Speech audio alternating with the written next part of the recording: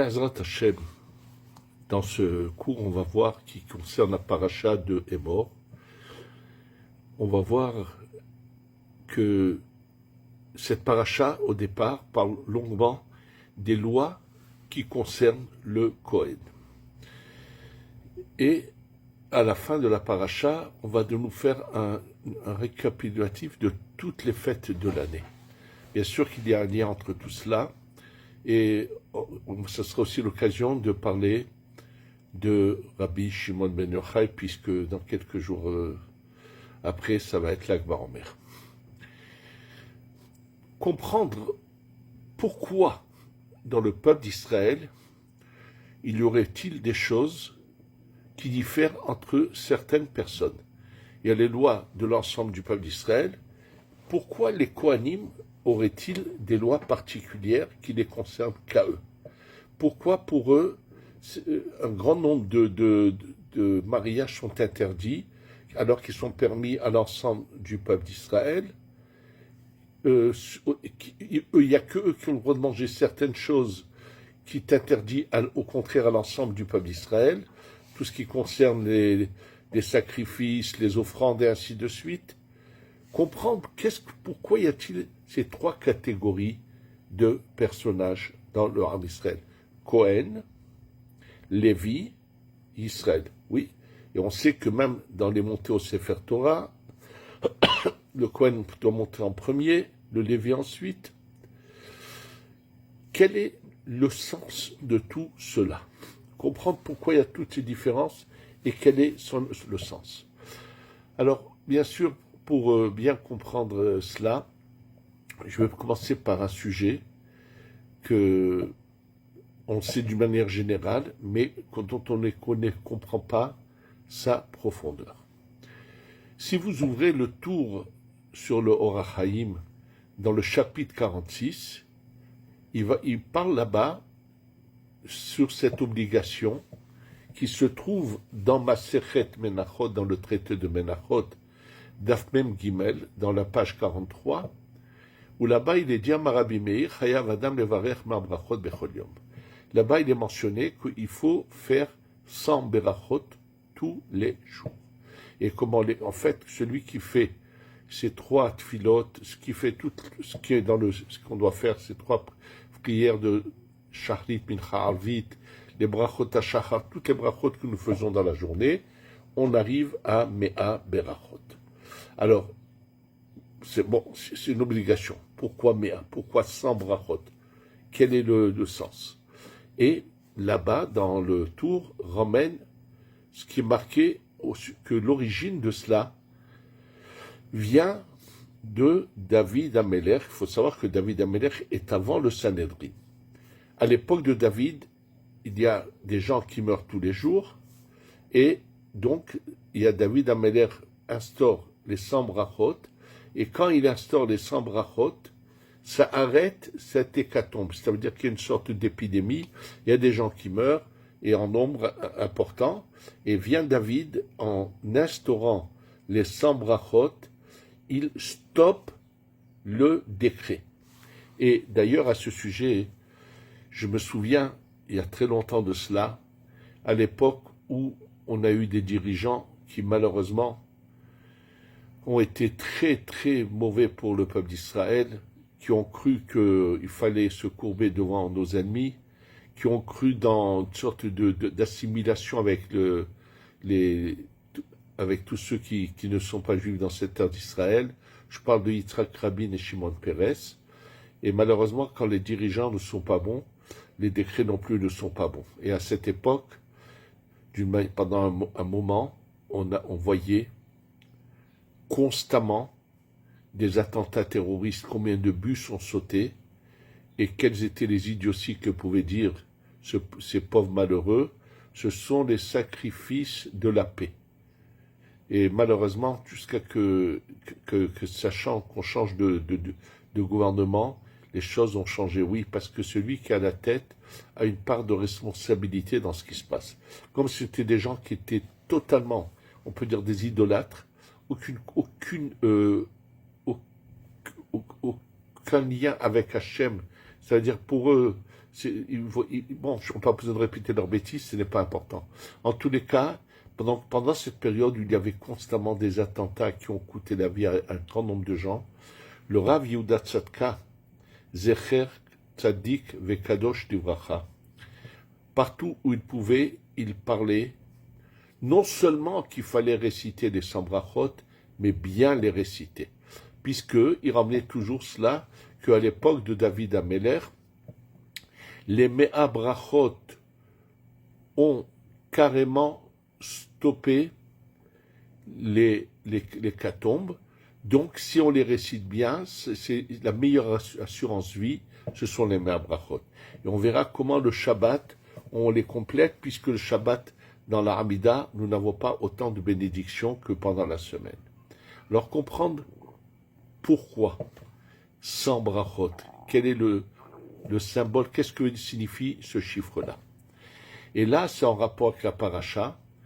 J'ai eu l'occasion de vous parler d'un livre qui s'appelle le Sha'arei Ora.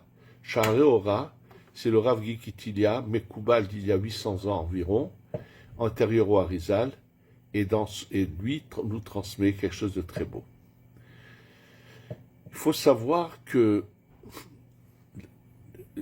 à l'encontre de Cohen, Lévi, Israël, nous avons quelque chose de semblable dans notre corps. Absolument. Dans notre corps, nous avons 3 parties d'âme qui se trouvent à l'intérieur du corps. C'est vrai qu'au total, l'âme se partage en 5 parties, mais 3 sont à l'intérieur du corps, et il y a 2 lumières de notre âme qui se trouvent au-dessus du corps. Et alors rappelez-vous que la Gemara dans Masechet Brachot dit que pourquoi David Améler, dans les 2 psaumes qui sont après le numéro 100, qui sont Barechi Nafshi, entre les 2 psaumes à la fois, le mot Nefesh Am est mentionné 5 fois, et la Gemara de dire c'est parce que il y a 5 niveaux d'âme chez la personne. Dans le Midrash, c'est mentionné, et bien sûr que dans la Kabbalah, dans le Zohar et dans la Kabbalah, leur nom est clair, et on va les donner dans l'ordre. Alors, le niveau le plus bas, c'est le Nefesh, qui réside essentiellement dans le foie, mais qui envoie sa lumière dans tout le corps, surtout vers la peau et la chair, et vers les parties extérieures du corps. Ça, c'est la partie la plus basse. Au-dessus du Nefesh, il y a le Ruach, qui réside essentiellement dans le cœur et qui envoie ses lumières dans tout le corps, dans les parties plus intérieures que la chair et la peau. Et il y a dans la tête la Neshama, qui envoie sa lumière dans les parties intérieures du corps, qui est plus, bien sûr, spirituelle que les 2 autres. Donc c'est Nefesh, Ruach, Neshama. Et là, le Rav Gikitilia, dans son livre Sha'arei Ora, nous explique que de la même manière que dans le corps, nous avons 3 parties d'âme, il faut savoir que dans le peuple d'Israël se partage en 3 parties. L'ensemble du peuple d'Israël représente le Nefesh du peuple d'Israël, les Lévis représentent le Ruach et les Kohanim représentent la Neshama. Et il dit, regarde bien, quelqu'un qui a semé et qui a récolté, par exemple, 100 kilos de blé ou bien 100 kilos d'un fruit quelconque, alors le Maaser, le 10e, il va le donner au Lévi. Et à ce moment-là, le Lévi va donner le Troumat Maaser, le 10e du 10e au Kohen. C'est comme ça, oui. Ça veut dire qu'il y a un partage même dans la matière. Il y a des parties de la matière qui vont s'élever, vont aller de niveau en niveau. Comme nous savons que ce qui est appelé Maaser a une sainteté, le Troumat Maaser qui est au Kohen a une sainteté encore plus élevée, qui fait que celui qui consommerait ça alors qu'il n'a pas le droit est passible il y a une punition grave là-dessus. Il dit, sache que dans notre corps, lorsque tu parles, ce qui s'extériorise, ça vient du Nefesh, en récitant les 100 brachot, le Nefesh qui les a récités va en donner 10 au Ruach, qui est dans le cœur, et le Ruach va en donner 1 à la Neshama, ce qui va faire descendre de la lumière qui vont donner l'existence à cette âme qui est en nous, de la lumière infinie d'en haut. dit celui qui n'a pas récité Me'a Berachot sans brachot, même que 99, quand il va donner au cœur les 9, les brachot ne peuvent pas se partager. Ce jour-là, la neshama qui est dans la tête n'aura rien reçu. Donc, le fait de réciter les Me'a Brachot, c'est pour ça que c'est 100 exactement, c'est le nefesh qui s'exprime, qui s'extériorise, puis c'est la partie la plus basse de l'âme qui s'extériorise, qui va, donc en récitant ces 100 brachot, automatiquement 10% de ces 100 brachot vont aller au niveau qui est au-dessus, qui est plus intérieur, plus intériorisé, qui est le rouar, et le rouar va donner une à la neshama, et c'est ce qui fait que si le nefesh ou la neshama sont bien intégrés et envoient leur lumière dans le corps, il n'y a ni maladie, ni problème, c'est une sorte d'assurance vie. Donc ce qu'il faut retenir de cela, c'est que comment il faut agir, que les 100 brachot ont un pouvoir de protection, et donc faire très attention de les réciter tous les jours, donc de ne rater aucune tfila, aucune prière, de, bien sûr, à part les prières, il y a les brachot à shachar, il y a le compte qui est fait et qu'on arrive finalement à cela. Le problème, c'est le Shabbat. Le Shabbat, nous n'avons pas dans la Shmona Esrei autant de brachot. Bien qu'on a le Moussaf, mais ça ne rattrape pas. Alors, comment rattraper? C'est en rajoutant des brachot.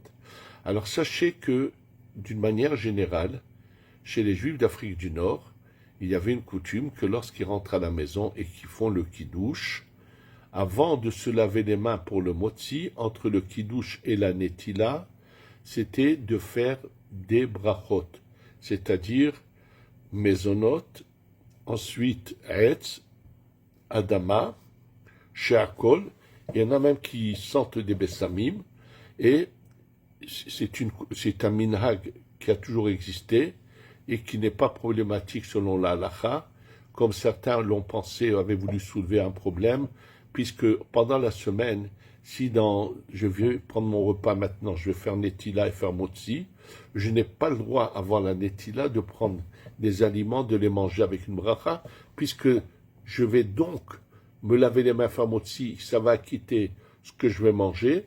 Si je fais une bracha avant, alors je suis en problème de faire ce qu'on appelle bracha she'ena tzricha qui n'est pas nécessaire, sauf à part l'eau sheakol, au contraire, c'est bien en semaine, avant de faire la netila et le motzi, de prendre de l'eau, de faire sheakol dessus. Sauf si c'est des choses qui vont ouvrir l'appétit, bref. Mais Shabbat, il n'y a pas ce problème, puisqu'il faut arriver à 100 brachot, donc il n'y a pas de problème. Le Rav Ovadia Yosef a écrit là-dessus, répondu à cela, que ce minhag qu'ont les Juifs d'Afrique du Nord de faire des brachot après le kiddush, avant la netila, il dit il n'y a aucun problème. Le seul problème que lui soulève, c'est sur la quantité, que s'il mange une quantité qui oblige à faire ce qu'on appelle la bracha d'après, il rentre dans un doute puisqu'il va avoir le Birkat Hamazon. C'est vrai, lui soulève le problème, mais sachez que la coutume était que il prenait une quantité qu'il voulait, et on sait que le Birkat Hamazon de la fin va tout acquitter.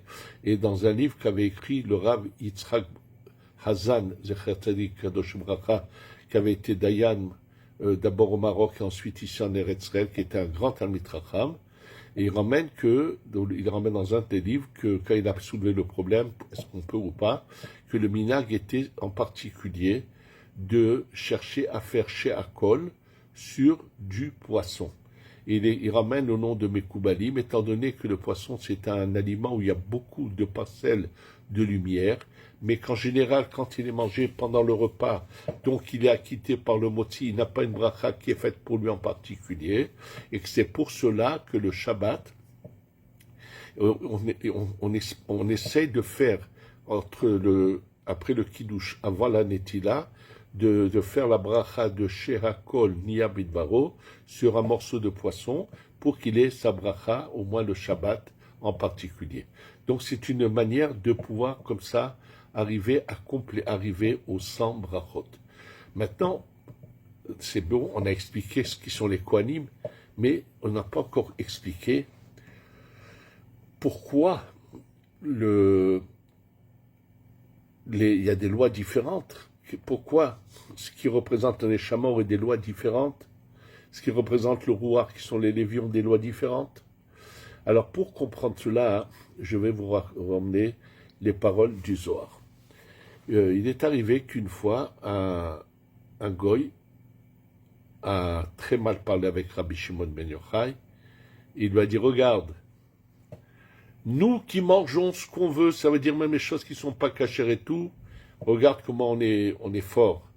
Et vous qui ne mangez que des choses précises, vous n'avez pas la même force physique que nous. Il faut voir tout ce qu'il a pu sortir comme bêtises. Bon, Rabbi Shimon ben Yochai s'est débarrassé de lui, mais il répond après.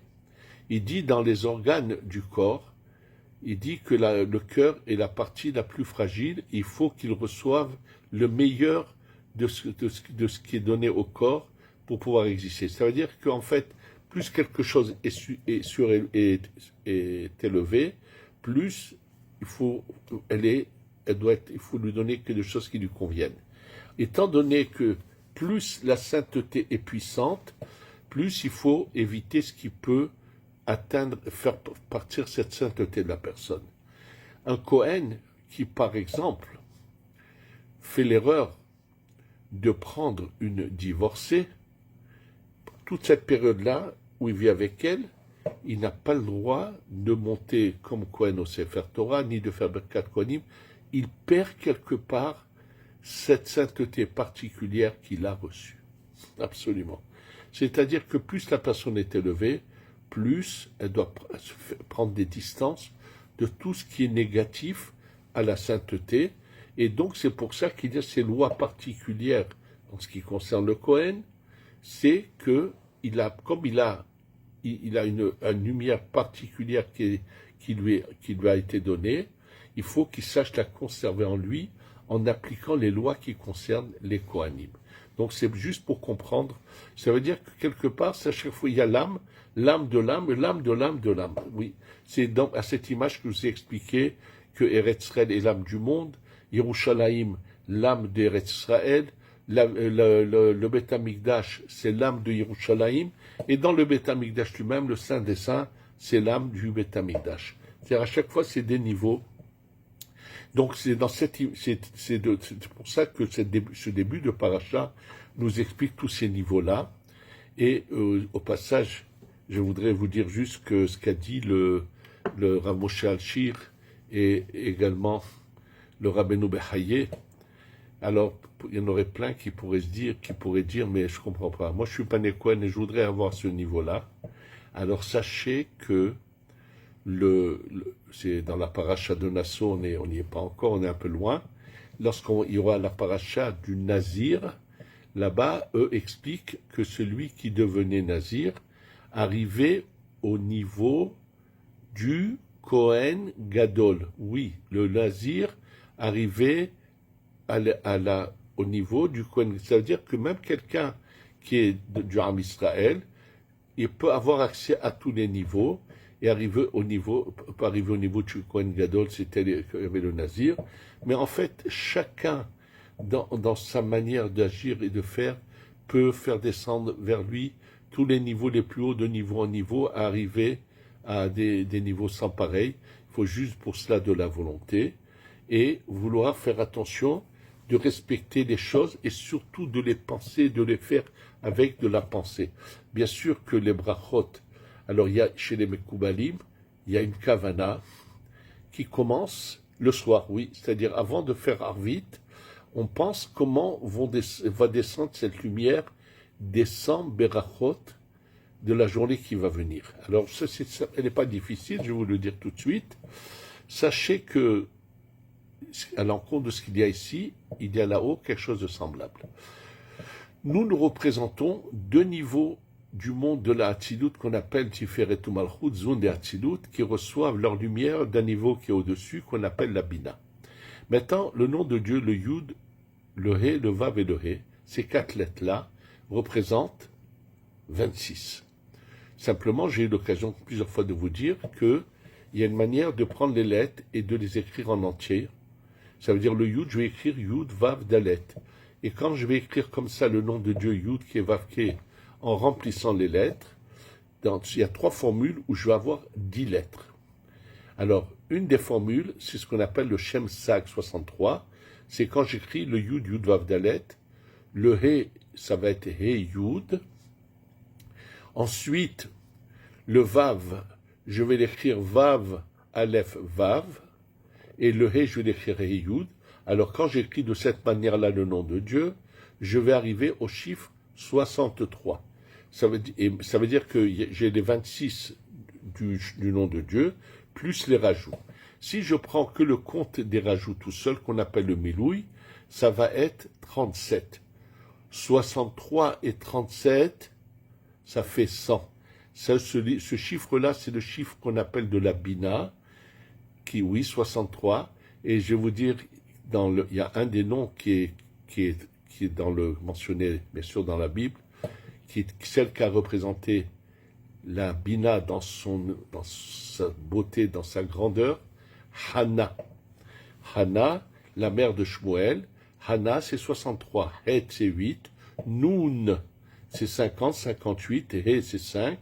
58 et 5, 63. Oui, Hana, c'est un nom qui est très particulier. La mère de Shmuel, qui a fait descendre cette lumière qui s'appelait Shmuel, c'est Hana. Alors, les Mekoubalim ont cette kavana au début de comment les Mea Brachot vont venir de la Bina. Il y a pourquoi on choisit cette manière-là, comment le 63 rentre dans la Tiferet et les lettres qui sont donc rajoutées au 26, qui représentent 37, doivent se répandre, et on arrive à cette kavana. Ça veut dire qu'il faut aussi penser à ce qu'on récite, à ce qu'on fait, et là on voit comment on va arriver au chiffre 100, qui, comme je vous l'ai dit, qui fait que si on récite 100 brachot, notre neshama va recevoir le 10e du 10e, donc le 100e, qui va être là une lumière particulière qui fait que notre vie est bien dans notre corps et nous protège de tout mal. C'est dans cette même image qu'il faut comprendre que cette paracha, ensuite, nous parle de toutes les fêtes de l'année. Alors, ça va être aussi là l'opportunité d'expliquer. Je vous ai dit dans le cours précédent que le Shabbat, c'est l'âme du temps. Donc c'est un jour saint qui a ses particularités. Et dans ce cas, on va se poser des questions. Alors qu'est-ce que représentent les fêtes? Il faut savoir que c'est des jours saints aussi. Sachez que le temps, je vous le répète encore une fois, est une création d'Hachem. Le temps n'est pas une réalité, c'est une création d'Hachem. Et de la même manière que dans la création de l'homme, il a été créé en couple avec l'homme et la femme, sachez que le temps a aussi ces deux notions de couple qu'on appellera, je vous donne toute la manière dont c'est appelé, Yamim et Zmanim. Nous avons une année solaire et une année lunaire. L'année solaire, donc Shana, ça, c'est le côté masculin du temps. L'année lunaire est le côté féminin du temps. Alors bien sûr que nous, qu'est-ce qu'on fait? On a pris la synthèse de l'union des deux, puisqu'on fait en sorte que, pour qu'il n'y ait pas de ce décalage, alors, 7 fois en 19 ans, on va avoir une année de 13 mois avec Adar et Adar, ce qui va faire qu'il n'y aura jamais de décalage. Je vais m'expliquer. Dans l'année solaire, d'abord, dans l'année solaire, les mois n'ont aucun sens. L'histoire des mois partagés, ça a été pris de l'année lunaire. Les lunes est une lune, c'est 29 jours et 12 heures à peu près. Au début du mois, on voit un croissant, au début de la nuit, on voit un croissant de lune qui va en grandissant. Et ensuite, ça va en diminuant. Il y a un cycle d'un mois. Mais dans le solaire, c'est un cycle de 365 jours.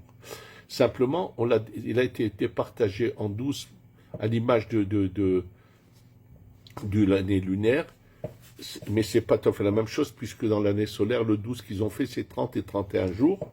En tous les cas, ce sont deux choses différentes. Simplement, par exemple, l'islam qui, lui, utilise que la lune, il a un décalage. Le ramadan, des fois, il tombe en été. En hiver, il y a constamment un décalage.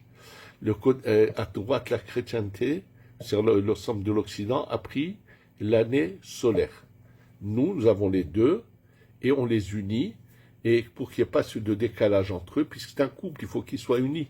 De nouveau, vous voyez cette image du centre qui représente la lumière et ceux qui sont autour, qui ont voulu s'agripper à la lumière, chacun a tiré de son côté, mais qui ne donnent pas le bon résultat. Donc, dans l'année masculine, donc l'année solaire, ce sont les jours, et dans la faute qu'avait commis Adam Arishon, il a entaché plus le côté féminin du temps qu'on appelle l'année lunaire que l'année solaire du soleil. Absolument. C'est pour ça que le cycle de semaine avec Shabbat existe depuis le début de la création, et chaque Shabbat depuis le début de la création, il y a une union là-haut qui se passe, dont l'image de cette union se trouve dans le Beth Amikdash avec les chérubins et Kruvim, qui avaient des moments d'union et ainsi de suite. Et il y a par contre la réparation, l'entachement qu'a fait Adam Arishon a surtout touché le côté féminin du temps, et c'est pour ça que la réparation de ce côté féminin a commencé à se faire à la sortie d'Égypte, et là la sainteté du temps est différente. À Pessah, c'est le chesed, c'est-à-dire dans le corps, la première sphère du corps qui va être réparée. À Shavuot, c'est la Tiferet. De Rosh Hashanah jusqu'à Simchat Torah, c'est la Gvura. Donc c'est les trois parties supérieures du corps. Et plus c'est bas, plus c'est difficile à réparer. Ensuite, nous avons eu dans l'histoire de Hanouka, l'histoire de Purim en premier, où c'est le Netzar, la jambe droite, qui a été réparée, et le plus dur à réparer, qui était le Hod, ça a été pendant 8 jours à Hanouka. Mais c'est pas fini. Il y a encore 2 sphères qu'il faut réparer, qui sont Yesod et Malchut. Ça, c'est pour ça que lorsque vient Moshe Rabbeinu nous délivrer, il vient avec 2 Mashiach, Mashiach ben Yosef et Mashiach ben David. Le Mashiach ben Yosef va finir la réparation du Yesod, et le Mashiach ben David la réparation de la Malchut, et on va monter vers la tête à l'étape au-delà. Donc il faut savoir que tout converge vers ces parcelles de lumière qu'on appelle des âmes. Lorsque eux vont réparer cela, on passe à l'étape suivante, avec bien sûr un temps intermédiaire, qui sont les 2 derniers siècles de ce 6e millénaire, et pour passer au grand Shabbat. Donc nous sommes vraiment en fin de parcours, et la lumière du Mashiach ben Yosef, Mashiach David commence à se répandre, jusqu'à qu'on va la voir, et d'un coup ils vont venir nous aider à finir ces réparations, et passer à l'étape suivante.